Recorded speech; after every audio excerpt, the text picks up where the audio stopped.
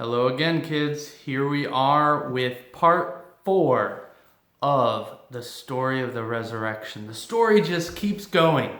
The risen Jesus is still alive in our midst to this day, right?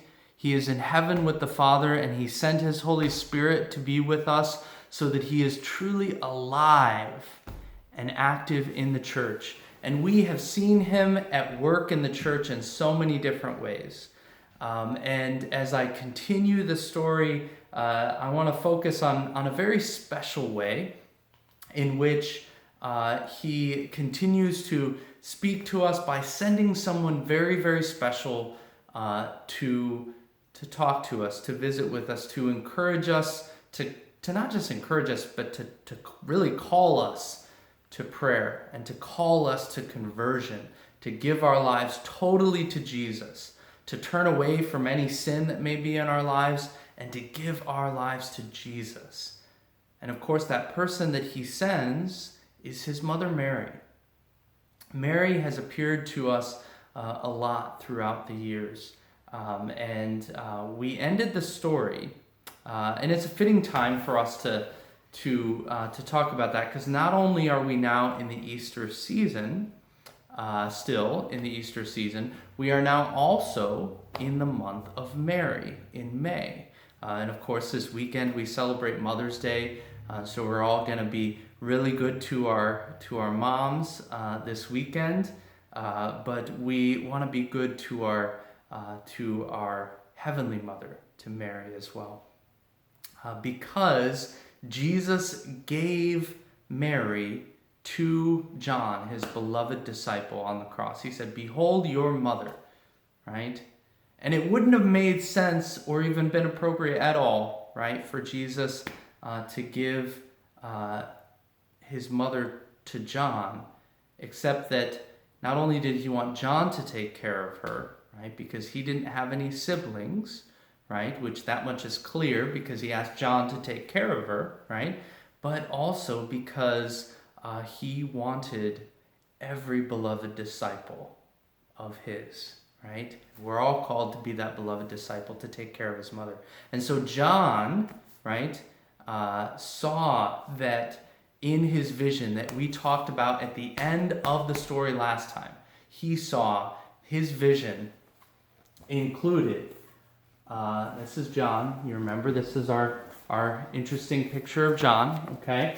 Here, I'm gonna come to the other side of the picture there, okay? And in part of his picture, part of his vision, he saw our Blessed Mother, right? And there she was, crowned with a crown of 12 stars, clothed in the sun. And in the midst of this vision, that the devil was trying to attack her, to hurt her. It said to devour her child. Of course, who is her child? Jesus, right?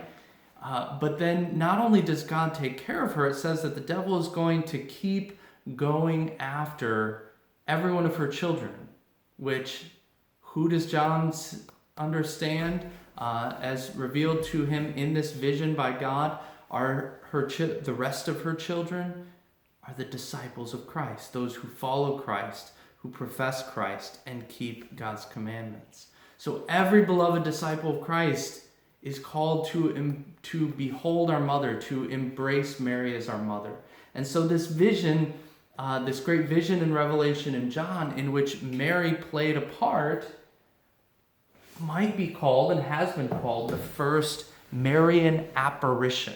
Okay, that word apparition is a vision or an appearance in which Mary appears to someone. Okay, and that was probably the first time it happened that we know of. That was in the year 95, around 90, 95, sometime in that ballpark. And there have been a number of different times, a number of different stories, many stories of Mary appearing to different people. And we're just going to focus on 3 that happened throughout history since then. Okay, and one thing that you'll notice, a few things about these 3 stories. First of all, that these 3 stories are all the church has investigated them and has really made sure that there's nothing about it that might be some kind of trick or an illusion, like this wasn't a vision that somebody was just seeing things. This was really Mary appearing. And the church goes through a long process to really investigate that, to determine that for certain. And then the second thing that you'll notice about all three of these visions is that all three of these apparitions are given to someone who became, not only was their vision confirmed, but as this great gift was given to them and it brought out ongoing conversion in their life, that they continued to give their lives more and more to Jesus, that the person who received the vision became a saint. And the first of these visions that we're going to talk about, now keep in mind I said that the vision in Revelation, Our Lady of Revelation, or we might call her Our Lady of Patmos, right? Because that's the island where the vision happened, that took place around 90-95. This is going to take place around the 1500s, 1531, okay? Now that's a long time after 95. Now we might think we're in 2020, so 1531 was a long time ago. Well, it kind of was, but in comparison to the year 95, that's this is a lot closer to our time. And this is, not only is it closer to our time, this is a time when Mary appeared in our own continent, in the country just to the south of us in Mexico. And she appeared to a man named Juan Diego, okay? And Juan Diego, he wasn't a rich or powerful or influential man that a lot of people listened to. He was a very poor man. But Mary appeared to him, and a lot of things about the vision, you'll notice, resemble the way that she appeared to St. John in Revelation. See how she's clothed with the sun. But she also appeared looking this. Now this is, you can't really tell in this picture, right? But when she appeared to Juan Diego, who, Juan and John are kind of the same name, so that's kind of neat. So it's another St. John, right? When she appeared to Juan Diego, she looked Mexican, like he did, right? And so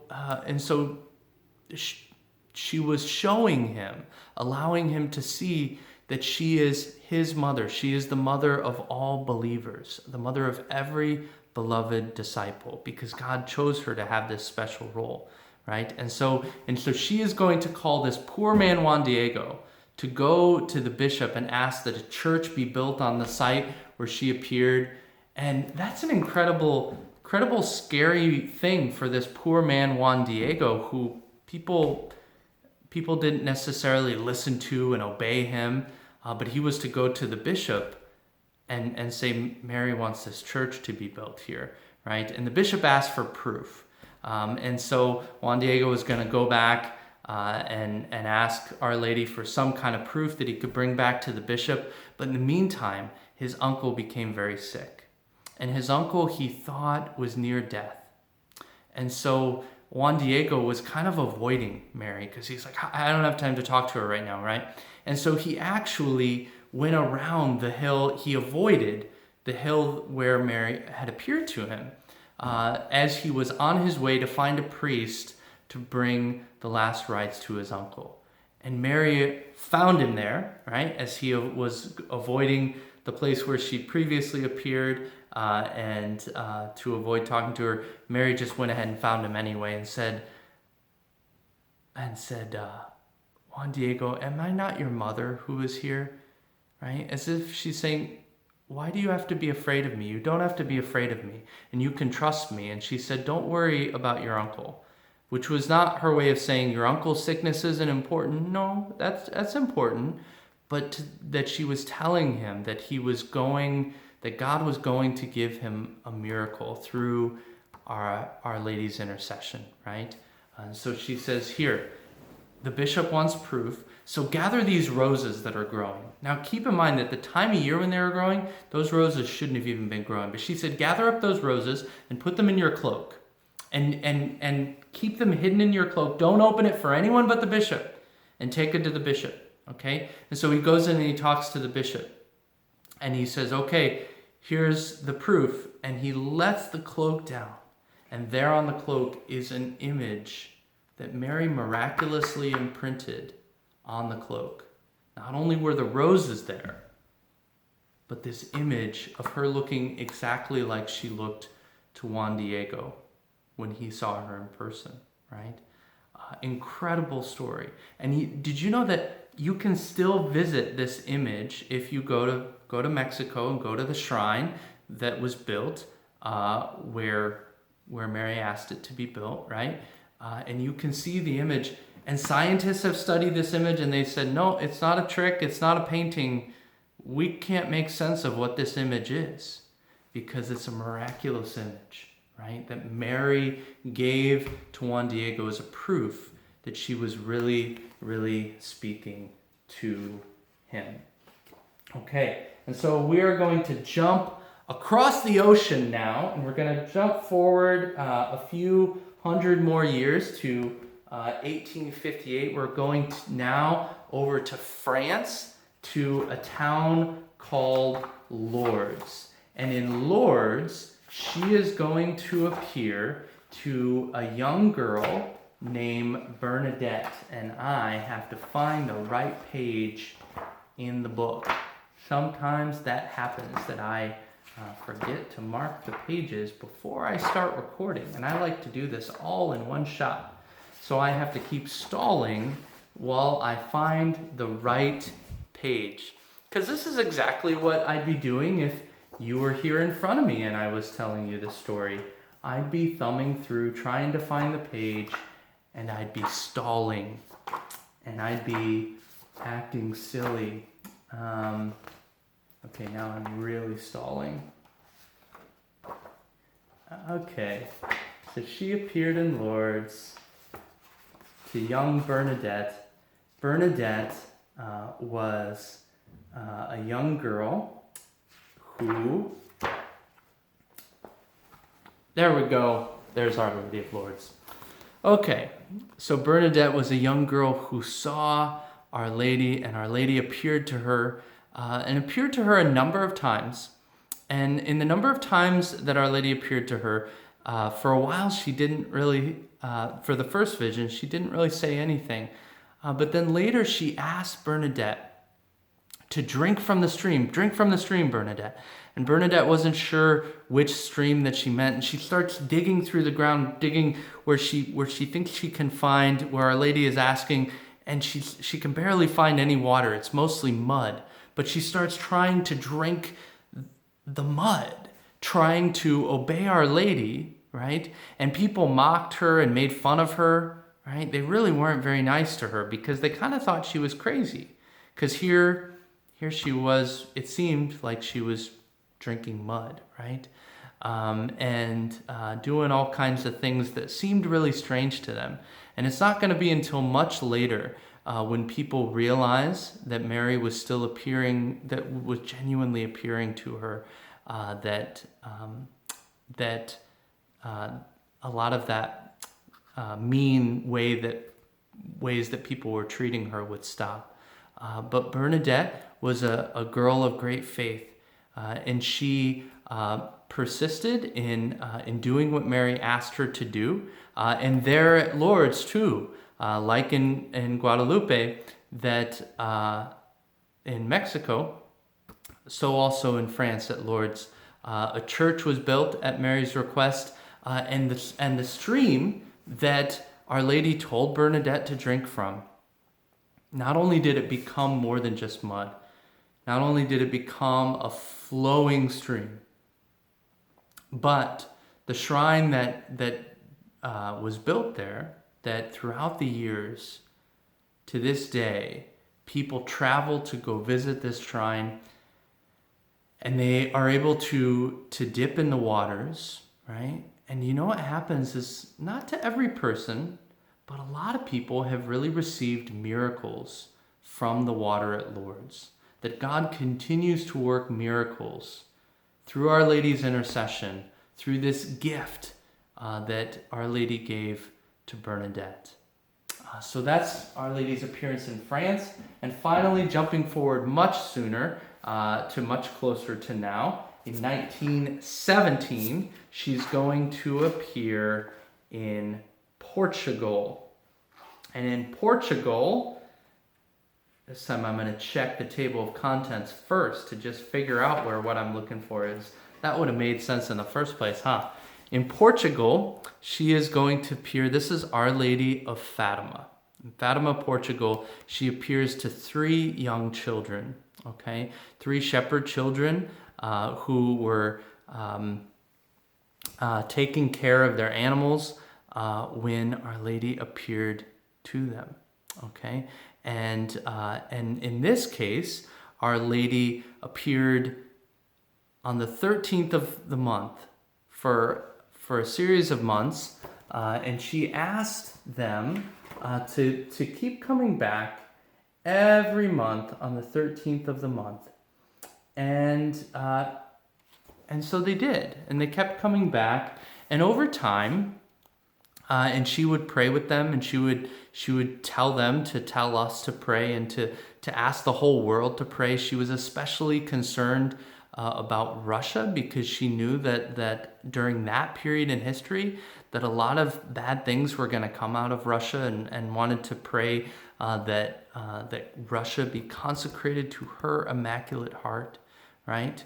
And so which multiple popes have responded to that, and so as Our Lady of Fatima is appearing on the 13th of the month, and people are getting word that this is happening, and a lot of rumors are spreading, and a lot of people are getting very excited, but a lot of other people, some people are getting very critical and very nervous. They don't think it's really happening. They're not sure what to make of it. But meanwhile, it even happened that because they knew when it was going to happen, that Our Lady was going to appear on the 13th of the month, that some people even kidnapped the children, right? So that they couldn't be there on the 13th of the month that month.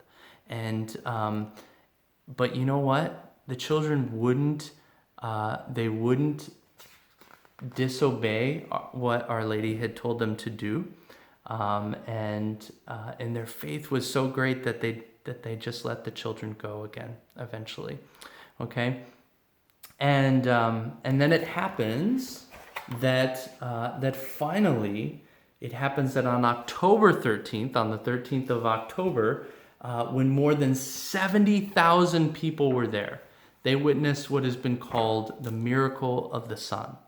And there are so many people that witness this, that this, like, we know that this is a miracle that people saw happen. We know that it really happened in history, right? And it wasn't that long ago. It was just over 100 years ago, okay? That's really not that long ago.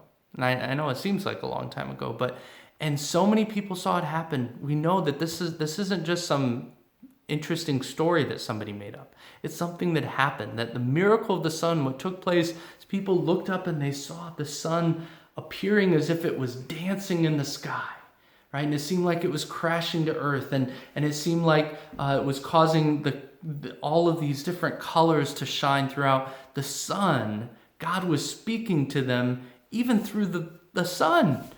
And so this miracle of the sun took place, and people realized that Our Lady was truly appearing in Fatima, and through these young children was truly calling God's people to pray for the world. Like I said, she wanted prayers especially for Russia, because she knew that this evil was going to come out of Russia at that point in history, okay? And to really, as I said, to convert, to turn away from any sin in our lives and turn back to Jesus. So you see, Jesus, before he died, as he was dying on the cross, before he breathed his last breath, he gave his mother to his beloved disciple, and as we came to understand later, to all of his beloved disciples. And we know that this gift of giving us his mother was a gift that would keep on giving, right? Because at different times throughout history, to different people, such as Saint Juan Diego, Saint Bernadette, Saints Francisco and Jacinta, who are the 2 of the 3 Fatima children who have already been canonized, officially named as saints, okay, to people such as them, that Mary would continue to appear throughout history, and that Mary would have messages that are not just for them, but that are for us too. And ultimately, the nature of those messages is always has to do with turning to Jesus, because that's all Mary ever wants. Sometimes some Christians who really love Jesus, and they mean well, but they kind of get nervous when we start talking about Mary. Like somehow, when we're talking about Mary, we're going to take attention off Jesus. Well, that's silly, because Mary just wants us to love Jesus, right? And so if we turn and pay attention to Mary, what's she going to do? She's going to teach us to love Jesus. She's going to help us to love Jesus. That's all she wants. So please don't ever be afraid to behold your mother, as he said from the cross. Don't ever be afraid to turn to Mary and trust that she can help you to love Jesus. God bless you, children. Have a great day.